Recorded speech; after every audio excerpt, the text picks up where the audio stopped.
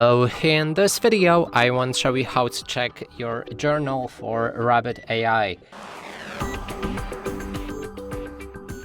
And to do this, first you will need to enter Rabbit AI website where you activated your device previously. Then make sure that you're logged in, and now we can click on the three lines in the top right corner of that website, navigate to the journal. Then you'll be able to find the history for each month, day, and etc. And we can click on this slider right here and confirm it today, which should show us the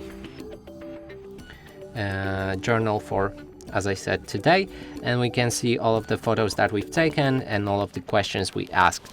And that's it for this video. Hope you like it. Please consider subscribing to our channel, leave a like and a comment below.